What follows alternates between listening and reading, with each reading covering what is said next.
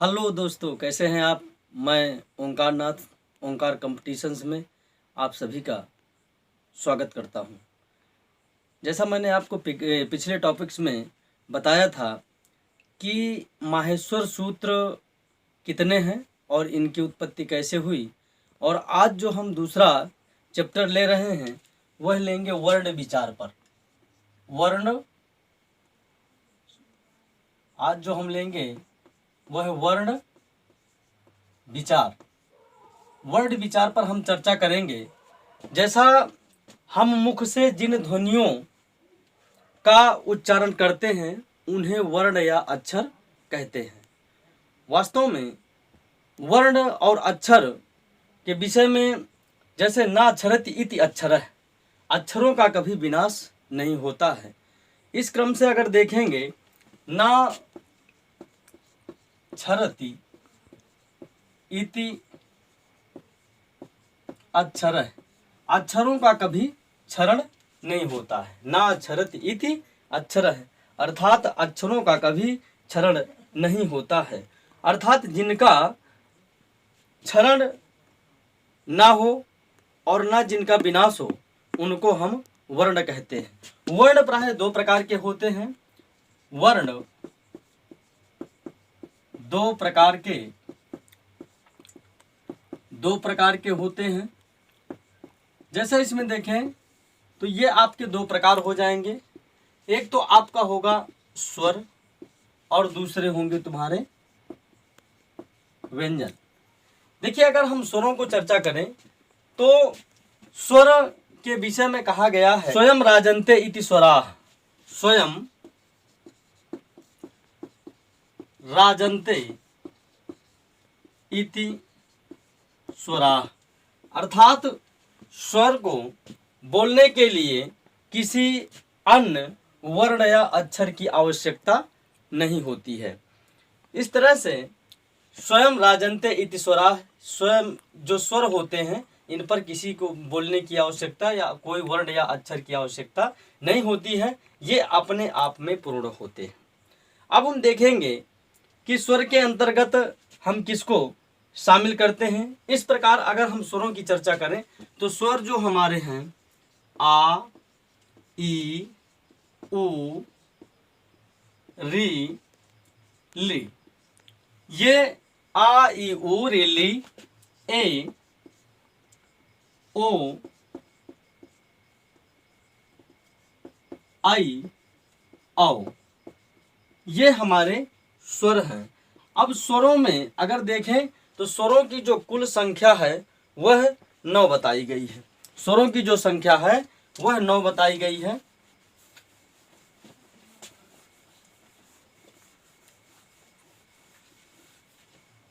अब स्वर हम देखेंगे वर्ण विचार में, हम स्वर को देखेंगे कि स्वर हमारे कौन कौन से हैं। तो स्वर अभी हमने बताया, चर्चा की, स्वर आ, ई, उ, री,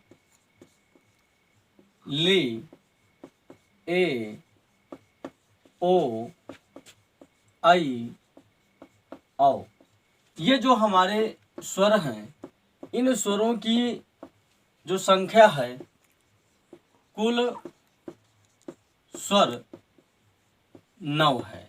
इनकी संख्या 9 है। इनमें से मूल स्वर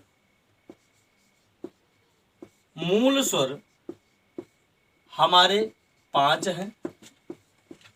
मूल स्वर हमारे 5 हैं। मूल स्वरों में आ, ई, उ, री, ली, आ, ई, उ, री, ली, ये हमारे 5 मूल स्वर हैं। इसके बाद और जो हमारे ए, आए, औ, ओ, आओ, ये हमारे संयुक्त स्वर कहलाते हैं। अब संयुक्त स्वर हमारे हैं ए, आए, ओ, आओ, ये हमारे 4 जो हैं यह संयुक्त स्वर हैं। और इनको अगर देखें कि किससे बनते हैं तो आ और ई से मिलकर के ए बनता है, आ और उ से मिलकर के आय बनता है, और आ उ से लेकर के आ उ से लेकर के ओ बनता है, और आ और ए को मिला करके आय बनता है, आय, और आ और ओ को मिलाकर आय बनता है। ये हमारे जो हैं औ बनेगा यहाँ पर, औ का निर्माण होता है। इस प्रकार से ये हमारे संयुक्त स्वर हैं, जो ये सभी हमारे बनते आ ई से ए, आ उ से ओ, ए आ और ए से आय, और आ और ओ से औ। इस तरह से ये हमारे जो है 4 संयुक्त स्वर कहलाते हैं। अब अगर हम देखें तो स्वर के अगर भेद की हम चर्चा करेंगे तो स्वर के भेद हैं, जिनमें से हर्ष स्वर, दीर्घ स्वर और प्लुत स्वर। स्वरों की अगर भेद की हम चर्चा करेंगे तो इनमें से स्वर जो है हमारे, स्वरों के भेद, स्वरों के भेद, स्वर के प्रायः 3 भेद होते हैं, जिनमें से ह्रस्व स्वर, दीर्घ स्वर, और जो तीसरा है उसको हम प्लुत स्वर कहते हैं। अब देखिए ह्रस्व स्वर में जो शामिल करते हैं, ह्रस्व स्वर में हमारे जो होते हैं वो हमारे होंगे आ, ई, उ, री, आ, ई, उ, री और ली को शामिल करते हैं। दीर्घ जो स्वर हमारे होंगे, जितने बड़े अक्षर होंगे वो सभी हमारे दीर्घ स्वर में आएंगे। इसके अंतर्गत हम देखेंगे कि कौन कौन से हमारे आते हैं। तो इनमें से मुख्यतः हमारे जैसे स्वर है, अभी हमने चर्चा किया ह्रस्व स्वर, तो ह्रस्व स्वर में आ, ई, उ, री आएंगे। अब जो दीर्घ स्वर होगा तो स्वरों में जितने भी हमारे बड़े वर्ण होंगे वो सबको शामिल करेंगे, जैसे आ, ई, उ, ली और ए,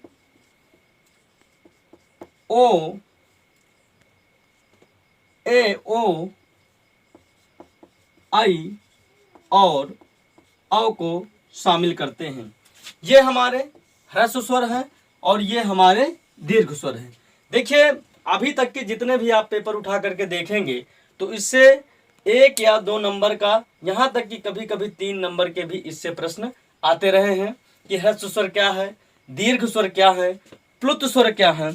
अब जब प्लुत स्वर की हम चर्चा करेंगे तो प्लुत स्वर में हमारे जो भी होंगे, जिन स्वरों के उच्चारण में 2 मात्रा से अधिक का समय लगता है उनको हम प्लुत स्वर कहते हैं। प्लुत स्वर की पहचान होती है कि उनके लास्ट में इस तरह बना होता है ना। जैसे हम कहेंगे ओ म, तो इसमें यहाँ पर जिसमें लंबी 2 स्वरों से अधिक की आवाज आए वहां पर जो हमारे प्लुत स्वर होते हैं।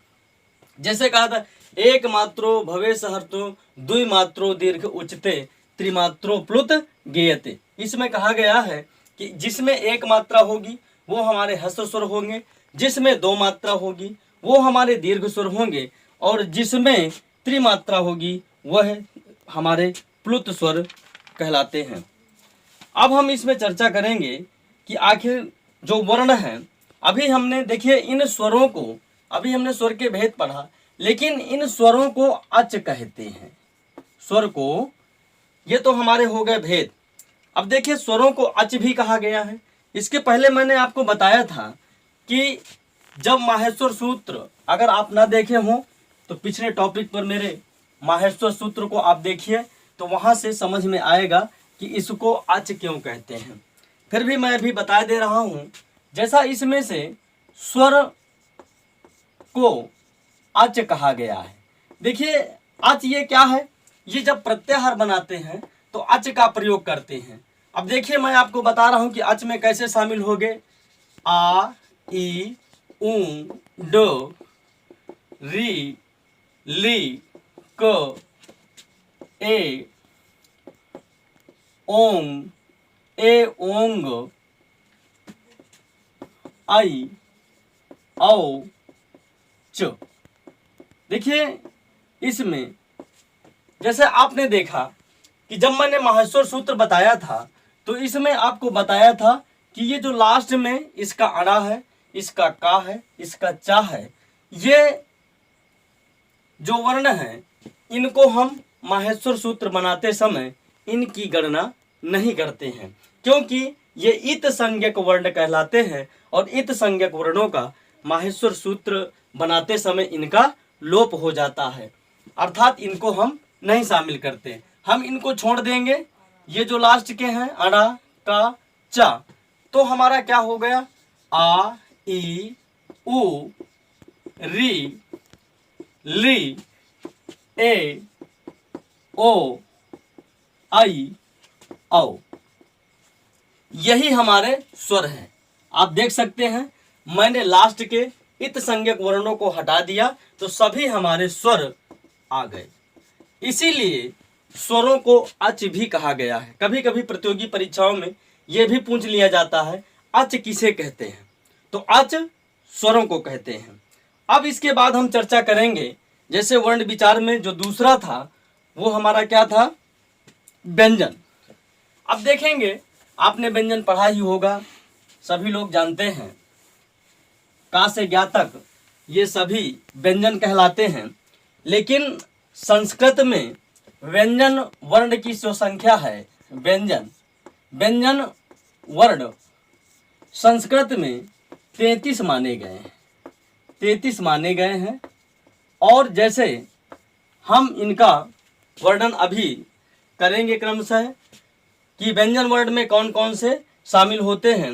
जैसे यहाँ पर व्यंजन में देखेंगे 33 होते हैं व्यंजन, और यहाँ पर देख लेंगे का, खा, गा, घा, अंगा, चा, छा, जा, झा, इया, टा, ठा, डा, ढा, अड़ा, ता, था, दा, धा, ना, पा, फा,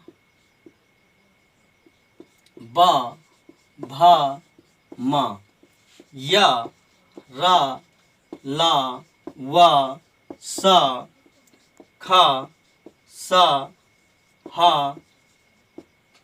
अब देखें यहां से हम इनको जो शामिल करेंगे, अब इनको अगर हम देखें तो 33 हैं। 1 2 3 4 5, 5 के एक एक पंक्ति में वर्णों की संख्या 5 है। 5 10 15 20 25 30 3 33। छत्रज्ञा को हम नहीं शामिल करते क्योंकि ये इन्हीं व्यंजनों से ही उनकी उत्पत्ति हुई है, इसलिए छत्रज्ञा हमारे जो हैं संयुक्त व्यंजन कहलाते हैं। संयुक्त व्यंजन कहलाते हैं। अब आगे हम देखेंगे कि यहाँ पर जो हमारे का से लेकर के का, दाव, माव, सान है, इसका जैसे सूत्र है का, दाव, माव, सान, का, दाव, मा, सान। इसमें जैसे कहा गया कि का, दाव, माव, सान है, अर्थात इनकी जो संख्या है वो 25। का से लेकर के मा तक के व्यंजन यह तुम्हारे स्पर्श व्यंजन कहलाते हैं। क्या कहलाते हैं? स्पर्श व्यंजन कहलाते हैं। वास्तव में ये जो स्पर्श व्यंजन है आप सभी जानते हैं, का से लेकर के मा तक, का, दाव, माव, सान, स्पर्श, का से लेकर के मा तक के ये जो व्यंजन है इनको हम स्पर्श व्यंजन कहते हैं। अब इसके बाद हमारा जो होंगे स्पर्श व्यंजन, स्पर्श के बाद जो तीसरा जो होता है तुम्हारा व्यंजनों में, का से मा तक स्पर्श व्यंजन, इसके बाद यारा लावा, ये जो तुम्हारे होते हैं जैसे या, वा, रा, ला, ये हमारे जो होते हैं अंतस्थ व्यंजन कहलाते हैं। यावाराला, यावाराला,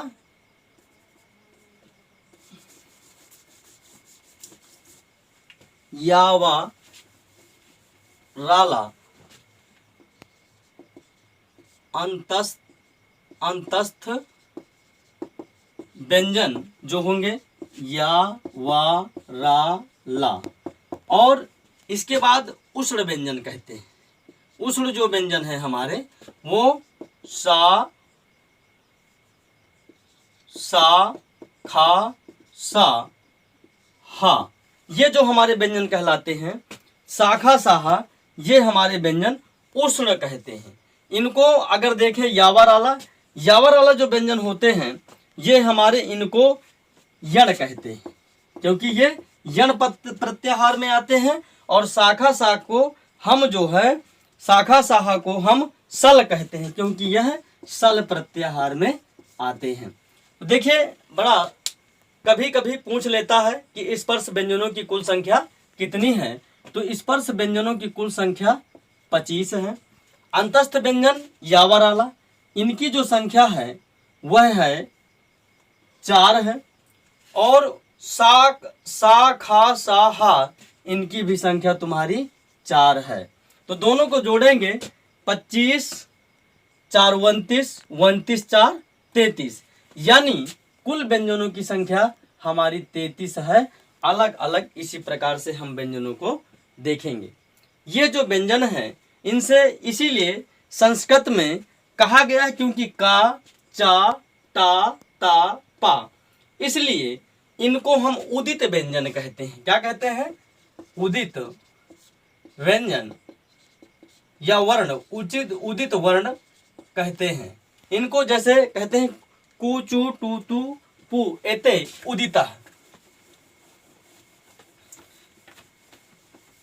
इनको कहते हैं कु, चु, टू, तु, पु, एते उदिता। इसलिए कहा गया ये जितने भी होंगे का से लेकर के मा तक में, तो जो का से 5 लाइन तक, 5 अक्षर लाइन तक जब देखेंगे तो का से का वर्ग,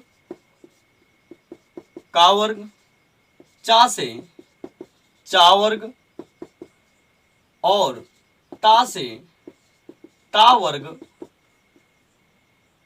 ता से ता वर्ग, और पा से पा वर्ग। ये इसीलिए इनके पहले अक्षर हम ले कु, चु, टू, तु, पु, इसको जो है हम कु, चु, टू, तु, पु, एते उदित है। ये हमारे सभी जो होंगे ये उदित वर्ण कहलाते हैं। और इनसे जो बनने वाले जो 5-5 के बनेंगे हमारे, उनको हम स्पर्श व्यंजन कहते हैं। देखिए, इसी में से अगर व्यंजनों में और आगे हम बढ़ते हैं तो इसमें से मिश्रित व्यंजन है। इसके अलावा शेष जो हमारे बचेंगे, जो हमारे जैसे अगर देखें छत्रज्ञा को हम देखें, छा, त्रा और ज्ञा, देखिए इनको हम कहते हैं संयुक्त व्यंजन। क्या कहते हैं? संयुक्त व्यंजन। ये जो संयुक्त व्यंजन है ये पहले वाले व्यंजनों से मिलकर बने हैं, इसलिए इनको हम जब व्यंजन की गणना करते हैं तो इनको हम नहीं शामिल करते, क्योंकि ये हमारे पहले से ही होते हैं। वास्तव में ये इससे हमारे बहुत ऐसे प्रश्न बनते हैं, इससे भी प्रश्न बन जाते हैं। जैसे आपने प्रतियोगी पिछली परीक्षाओं में भी देखा होगा, टी टेट में, यूपी टेट में और सुपर टेट में भी आपने देखा होगा कि ये जो छत्र है, छत्रज्ञा, ये जो है तुम्हारे बनेंगे का और का प्लस श से जो छत्र बनेगा, और ता और रा से त्रा बनेगा, जा और यहाँ से तुम्हारा ज्ञा बनेगा। इस तरह से, और ये सभी जो है इससे ये जो है बनेंगे। इस प्रकार से ये तुम्हारे व्यंजन हैं। और व्यंजनों में आगे जब हम चर्चा करेंगे तो इसमें अयोगवाह भी हैं, अयोगवाह होंगे। अयोगवाह के तुम्हारे इसके जो प्रकार होंगे, इसमें अयोगवाह तुम्हारे 4 होते हैं, जिनको अनुस्वार, विसर्ग, जिह्वा मूली और उपध्मानी भी कहते हैं। अब इसमें से ये अयोगवाह इसी में देख लेते हैं, अयोगवाह क्या है। तो अयोगवाह की जो संख्या है, अयोगवाह ये 4 हैं, जिसमें से 4 हैं। पहला इसको देखेंगे अनुस्वार,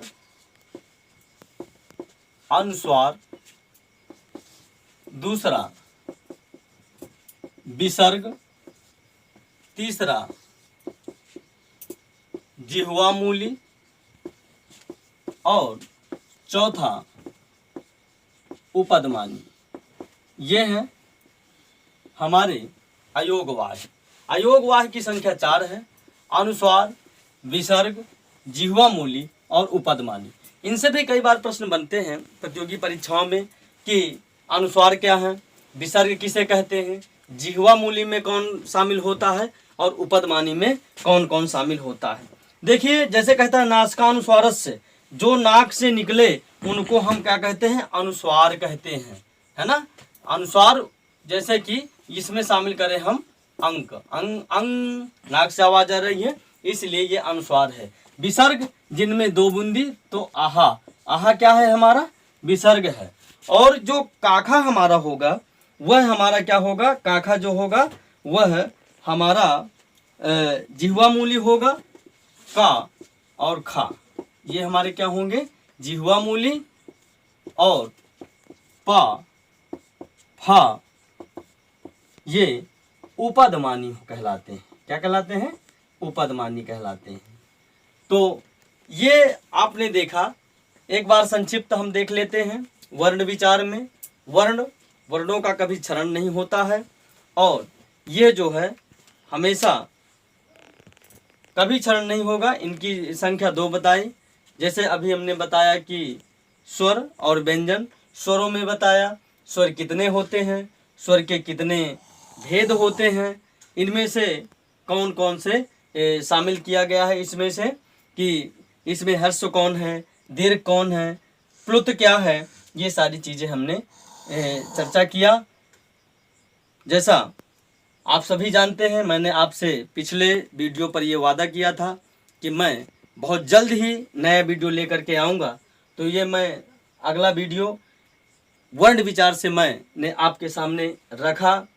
अगर आपको मेरा ये वीडियो अच्छा लगा हो तो लाइक, शेयर और सब्सक्राइब जरूर करें।